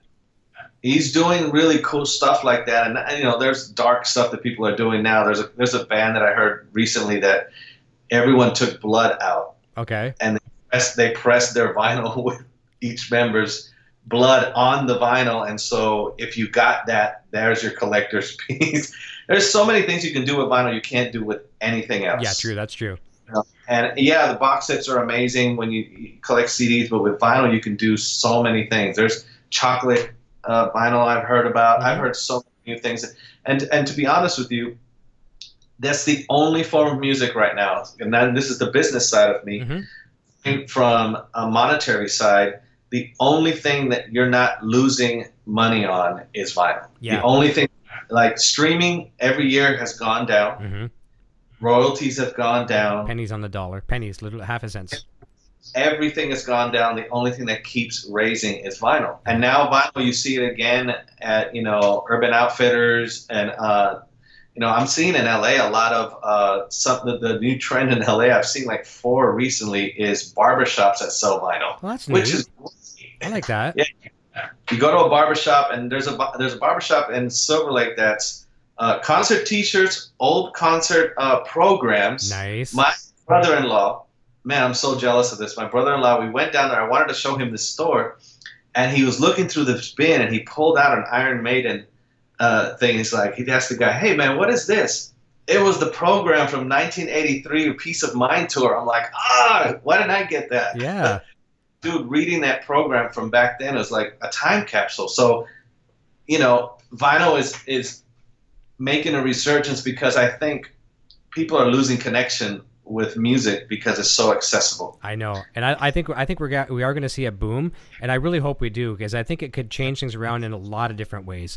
I think it could actually just change people and the world around a little bit. I don't want to go too far into that, but I think you take it back to the simplistic days, and if kids are embracing it, little young kids like my guy, and there's a lot of young kids doing it, like, what's this about? A lot of people are curious. I think it's going to be a nice change for us. I'm certainly embracing it, looking forward to it. But I love that. And one of our friends in the chat, Sam from LA, he says he has that Jack White record he's talking about. It's good. It's called Lazaretto. Is that it? Yes. Yeah. Great. Fantastic. Yeah. Very, very cool. And he says it's very, very cool. So listen, we're gonna wrap up in a second. But speaking of good music, I want you to tell people where they can, and you know, the streaming services and things like that. Now, I do have a link to iTunes down below in the description of the video here, as well as Cairo's YouTube and Facebook. And I did put a disclaimer. There's a couple of videos on the channel there for the younger ones, so you might want to have your parents check out the video first, and then you know, before you go there. So I just have to get that off me. But tell us where they can buy your music now as well, especially with the new single. It's everywhere, every platform. So iTunes, Tidal, Spotify, like your Amazon, everything, right? Amazon, everywhere. If you go to our website, I have direct links there, as you put up links too. But if you go to www.cairoknifefight.com, which is CAIROKNIFEFIGHT, so cairoknifefight.com. And all the music, the older music is there now. You can stream all of it. Nice. And by the way, this single we're very excited to release it, but even more exciting to us, it was actually the first Cairo Knife Fight song to be released worldwide. Oh, nice. So that's a compliment milestone. Yeah, I was super excited about that, which is why it took so long to actually release it, because the album was done quite a while ago. I gave you the album along. Thank you for that, by the way. The album, we did a couple showcases, and there was a couple labels that wanted to sign us, and it was, you know, the typical cat and mouse game with the industry. I keep using that term that Nick said because I love it. Yeah. But we decided that we were going to release it ourselves.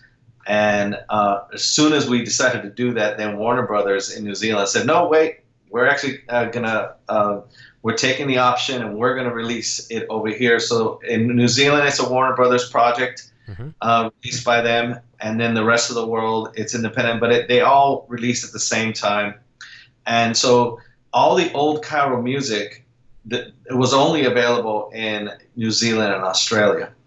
And what we did before we released A6 is we put all of that out there as well. So the first EP, the second EP, the first album is Colossus, and then A6 is the first single from the new album. We're releasing the next song probably in about 30 days. Okay, the video's already shot, and it's the same actress and same director. People are liking that. Yeah, so we're keeping the same team together. By the way, if you didn't know this, the people who shot Reslord, the song that you referenced earlier, that's the same director, the same actors, the same people. Oh, so nice. That's who did A6. It's Hannah Tasker-Poland is the actress, and Indium Design is. It's all on our website. Yeah. If I apologize because it's hard to remember everything. Relationship with them that Nick does. Mm-hmm. You know, they did a lot of the Cairo Knife Fight videos, and it's one of the coolest things about the band when I first got introduced to it. The thing that, you know, me coming from a place of selling music, watching music reach the world, I was blessed enough. The Peas music that I wrote, you know, has sold over 65 million records, and seeing people, you know, sing those songs that I had my hands in, you know, it's a very wonderful thing. And so I know the whole marketing side of things because I watched it firsthand reach the world, you know, many times over. And when I first saw Cairo and I saw what Nick was doing, that he had the packaging and the artwork and the videos and everything was so on point that I was just immediately like, okay, I have to do something with this. I want to be a part of it. And the coolest thing for me, if you haven't noticed, and another cool storyline on the video, so there's been a faceless guy on every single artwork for Cairo. I haven't named him yet. I keep telling Nick that we have to name him, kind of like Iron Maiden has Eddie. Yeah.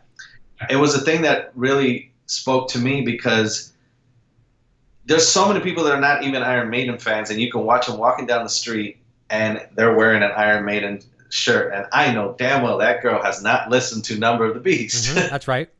The artwork is so cool that it becomes a fashion thing. That's right. And Nick had done that with Cairo, where, okay, we have a mascot, we have amazing art, and so for A6, we brought that to life for the first time. So on the album cover, which it's now everywhere in circulation because the guy who designed it, Barry, he put it out there, and it's basically we set on fire a mannequin, and we took pictures of that. Okay. And so on the cover, you'll see there's the faceless guy in a suit, and he's on fire. That's not Photoshop. It actually is on fire. And then we decided to bring that to life for the first time in the video. And so that guy was set on fire 11 times. You can see the gel and stuff like that too. Yeah, that's very cool. Yeah. Yeah. And so this is the first time that we did that. And for every album and single that we do, we're going to actually do, you know, we're basically doing the Iron Maiden thing, but a lot of other people have done that too. But of course. It keeps the band timeless to me. It's like when your face is in the front, and then they're judging you on your looks or how old you are. Man, get that out of the picture. It's about the music and it's about the art. That's right. And it just has to be one little thing that ties it all together. It could be the mascot. Yeah, and you know, another thing that, I mean, when you look at that, there's no more iconic logo in the world than that. I agree. You know, how many times have you seen people with VH necklaces and stuff, and you know, that inspired the hell out of me. And when I joined Cairo and I knew that he had that already, our logo is amazing and everything like that, it was like, wow, all the hard work is done. This is going to be fun, and it's something you really want to be part of. Yeah, we can just concentrate on making music, which is, you know, most of the time bands get lost in the shuffle because they don't have that thing that can connect with people. And thing that connects with people is the artwork, and eventually the music is, and the lyrics. Of course, but imagery is very important. It's visual first. I agree. We're in such a visual world now. Everything is like, what can I see right now? Everyone, you walk down the street and everyone's doing this. No one's even looking up anymore. I know. I walk up in front of a cat, boom, it's because you're looking down at their phone. Yeah, it happens. No, it's really good. I enjoy it for sure, and it's I think it's going to be a hit. And it's really cool that you're using the same people over and again. And I've even seen comments. I saw one comment on the actress. She said she's back. So it's pretty cool. Yeah. And the new one is going to be amazing. We're really excited about the new concept, and it's filmed already. They start editing in June 15th. He comes back from the UK back to New Zealand, and he starts editing it. Hey, one thing we haven't done, we haven't answered a single question. No problem. We've got it. Did good questions over on the itinerary, and everyone in the chat is just congratulating everybody for their prizes and whatnot. So I have to say congrats to everybody over there too. I didn't really have a heck of a lot else for you. I mean, we segued into a couple that were really, really good, and the biggest part for me was just finding out where we can get the music. So we've known now that we can get that just about anywhere you can buy music, you can get it. Eric, I was talking to see if there are any questions from the people watching. Yeah, let's go back. We'll double backwards here. Let's have a look. There's I can't even keep track of it. There's so many. I don't think there was a lot of gear questions. I don't honestly think there's a lot of gear questions. I'm just going to cycle back here a little bit. Let me see here. This is back to where and a lot of guitar players talk amongst one another, which is really cool too. They're, what did you use for this? And what did you use for this? It's pretty cool. Let me see here. I don't think there was any gear questions. Because a lot of the stuff, people were enthralled with your looping and everything as well. They were just right in the zone on that one. It's very, very cool. Guys, before we wrap up, if there are any particular questions directly you'd like to ask George, fire them off to me right now. I know there's about a 30-second delay.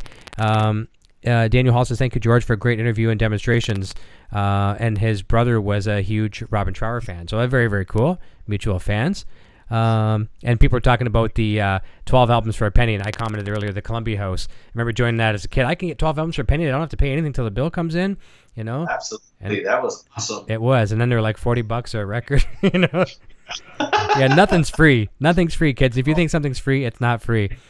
Okay, here's a good question at the very end here. Sam wrapping up, he says, that you talked about earlier about a day job. How does George like playing with Fergie? It's an amazing honor, and she's a wonderful boss. Obviously I've known her for a long time. She joined the Peas in 2003. Mm-hmm. That was the first record that she was on, and we started touring together. She's, I have a soft spot for her because she's a rockhead. So, mm-hmm. When we have time off, or I'm sitting and chilling at an after party or in her room, like just having a glass of wine, we don't listen to any pop. We listen to like hard stuff together. Oh, that's and cool. So she has a soft spot in my heart because of that. And she's a big fan of Cairo. She really, when I played her the record when we were in Madrid just recently, she really loved it. And so, it's fun.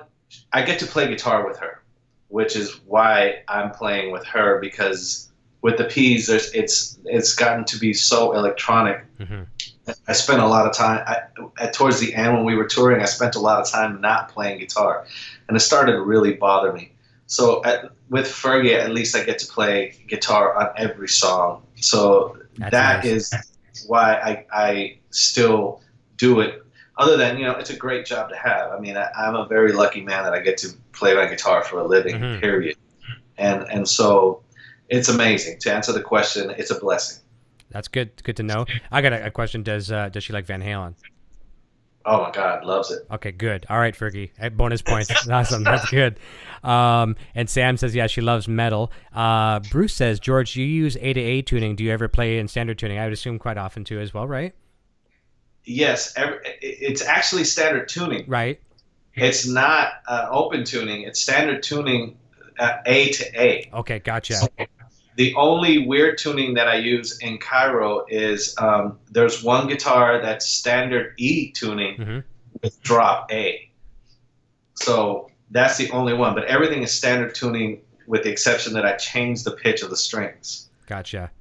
I'm not as knowledgeable with the guitar as most people. So for me, it's a challenge to actually do the opening tuning thing. And I've done it before. Mm-hmm. There's been sessions. There's a song that I actually wrote that went to #1 all over the world except the United States. It's a song called 3 Words with Cheryl Cole. And we were in the studio, and it's literally just guitar and a kick drum. And I was really surprised that that did as well as it did. But in the studio, while I was writing with her, my hands were hurting that day, and I couldn't make the stretch for where I was hearing that she was doing. So I started detuning the guitar on the spot. Wow. And I didn't, unfortunately, write down what I did. And so that's this crazy tuning. And I kept doing overdubs. And so when I started touring, guitar player would call me and be like, yo, what is this tuning? I'm like, sorry, man, I don't know. Oh, geez. So you just actually created it. I just recently read that there was another guitar players that were doing that. I mean, it's just a moment in time where I was just like in pain and I just detuned the guitar, but I don't remember what I did. And that's, I do sometimes. Well, I'll just randomly tune to a chord that it's not a standard tuning that you read in a book. I'll just, hey, I like this chord and I'm going to tune the whole guitar to it and just take my chances and see what happens. Yeah. Now, it's all about experimenting with me. It's all about, creating, like I said, landscapes that don't exist or that I'm hearing in my head. And so I don't do a lot of open tunings in Cairo just because it's just another thing I have to think about. I have too much to think about. Oh, I know. Already. I can imagine. I couldn't handle 1/5 what you have there. And speaking of which, with some of the technology there, Cutter Savage has a question, and I think you answered this, but he says, sorry if you missed it, but are there the loops that are preloaded into the Pigtronics, or are there any loops preloaded, or do you create everything live? That's everything live, right? Well, there are preloaded loops, okay. But the loops were created in the studio as I was writing the song. Gotcha. Okay. So I didn't change anything. What I did is take those loops and preload it. And the only reason I did that is when you buy the record, when we get to the next couple songs, I created these feedback crazy intros. And for me, it's a pet peeve. Like, I could recreate that live, but you won't know what the hell I'm doing because it's not going to sound exactly the same. Yeah. And even when Eddie would do certain things of the songs, you were like, is he doing secrets or is he not? Because it's not exactly the same. So for recognition purposes to begin with, just because the band is not known by many people, then I wanted to preload those intros. And so for those songs, they are preloaded into the Pigtronics, but I trigger it all live. Nice. And we sync to that. And so we wait for it to play, and then we play on top of it. So that one section that I did play, that is preloaded. Okay. And later on, as the band, if I'm lucky enough and get blessed enough that the band actually is known, I'll create those things live so you can see how I created it. But for now, it's all about the recognition. I want people to hear that and be like, oh, I love this song. Yeah, consistency as well, too. Identification. Yeah. Oh, fantastic. I think that's it. Let me see here. Actually, there's one more here. Since George this is from Sam. Since George is a vinyl aficionado, would he ever consider recording an album to tape instead of Pro Tools? It's something I want to do that Beck did. And I'm good friends with Beck's bass player, Justin Mendel Johnson. He's a producer. So for one of the albums, and forgive me, I don't remember which one it is, Beck had a full-on crazy orchestra and everything. They cut straight to vinyl. I want to do that one day. Forget about that 2-inch. Cut straight to vinyl like Robert Johnson. I want that one day. I mean, it's a financial thing to answer your question. We didn't have the funds to actually cut direct to tape. This band belongs direct to tape because it's such a big sound that you really can't capture it without being on tape. But we just didn't have the facility or time and the funds and everything. And the funds to do it. But that's in the future. That's what we want to do. I would love to cut everything direct to tape. Yeah, it'd be great. It'd be great. Pro Tools, everyone's doing it, but the same thing, it kind of pulls out a little bit of the human factor to it. It's too easy to, you know what, I really like that little riff I did right there, boop, and let's pop it over here. You know what I mean? You know, it's funny. A really good close friend of mine is Dave Lombardo, from the drummer from Slayer. He asked to borrow my studio one day to record bass parts because they didn't like the way the bass sounded. And so I was like, sure, come on in. And the bass player showed up, Dave showed up, and I opened up the Pro Tools session, and this is the most unique thing that I've encountered and it was my first experience with treating Pro Tools the way that basically Nick treats it and his ideal of it. So I opened up the session, and it's just one session, and the session's this long. There's no stops. It's nice. Complete live. They just use Pro Tools as a tape machine. Yeah. So there was no points where I could stop here and like, let me punch you in there. No, this is like from beginning to end, that bass player was like, okay, ready? I pressed record, and I stepped back, and he played it from the top of the album to the end of the album. No overdubs. That's crazy. When I watched that, I was like, you know what? That's the way to do things. Like, we have this amazing technology, and it is very powerful, but you're losing the human element if you use it the way that most people use it. And you know, there's so many bedroom studios nowadays, but you don't really hear human recordings happening there. No. It's so much cut and paste, so much auto tune. I'm just not. That's not where I'm headed. I did so much of that that it's not what I want to do anymore. It's funny, you know, we're all guilty of pointing the fingers at some of these electronic guys out there, like the DJs and stuff like that, and said, "Oh, you're." Some of the people, they're not even musicians; they're just playing tracks. But I think really we can be that guilty of it ourselves too if we allow ourselves. Just because we're guitar players doesn't mean we're any different. If we take the nature to just copy and paste, we're no better than the people that we're pointing fingers at. Like I'm a big music fan in general, and I've dealt with the DJs, I've dealt with those kind of producers and everything. Everyone has their own, you know, their own brilliance. Yes. Everyone is their own, you know, master of their trade. You know, as long as it is respected that way, I respect it as well. There's certain things that I don't respect because it's not respected that way. I'm not here to judge what your instrument is, because at the end of the day, it's all music. It all affects you one way or another. And, you know, what I particularly don't like, you might love. So it becomes a judgmental thing that I don't want to even go down that road. I mean, some people are baffled by the fact that I play in such a really different band than what I did before. But you know, the last band. Yeah, I grew up listening to this music. I was never, you know, I respect hip hop. I respect some records, and I bought some records, but I didn't grow up in that culture. I didn't grow up listening to that 24/7 like Will did.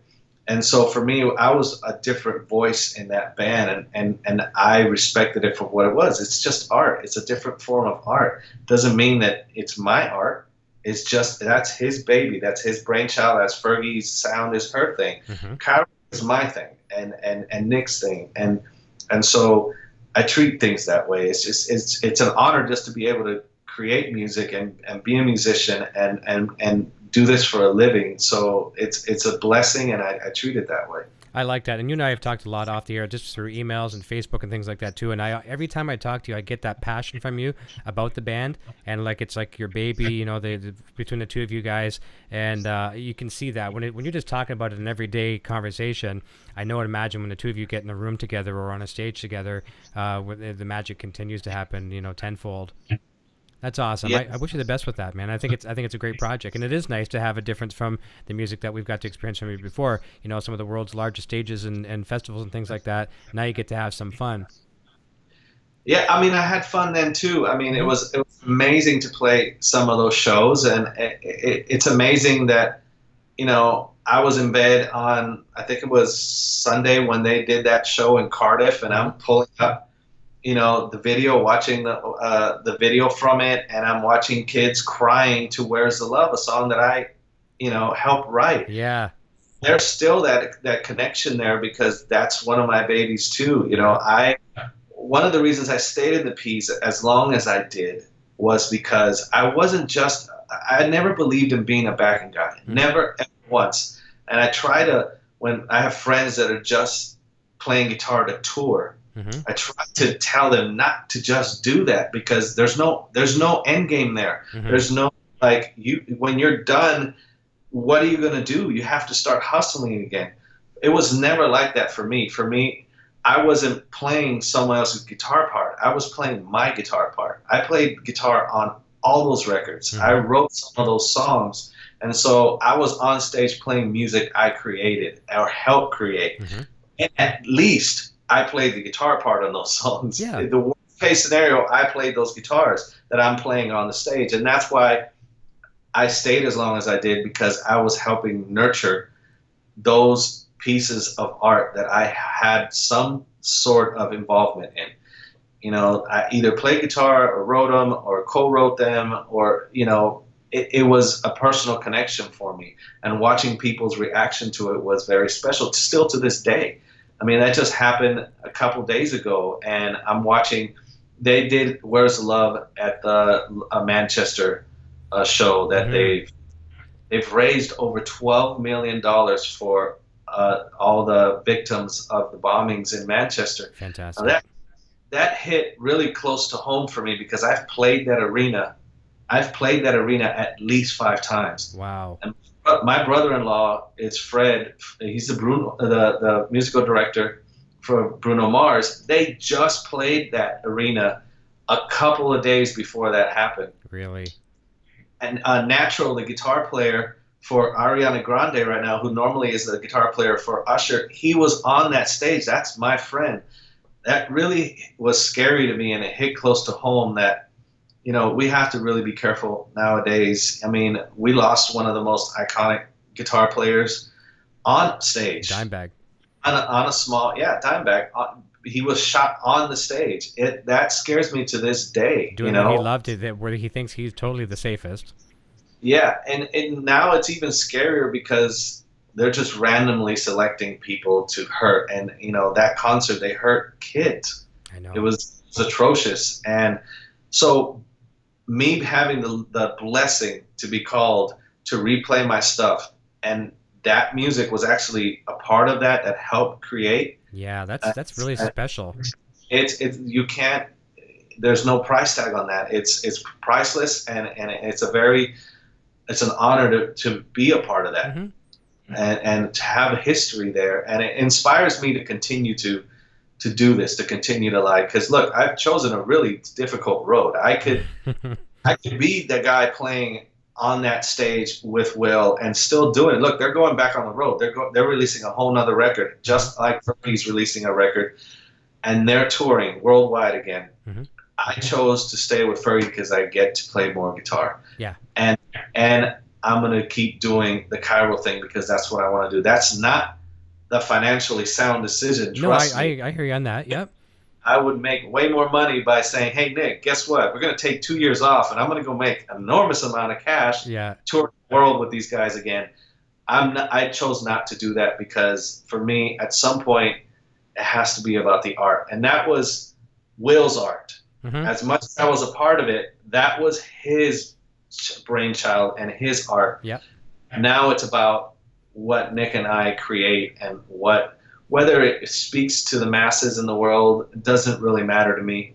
What matters to me is that I get to play music that I had 50% involvement in creating. Yeah.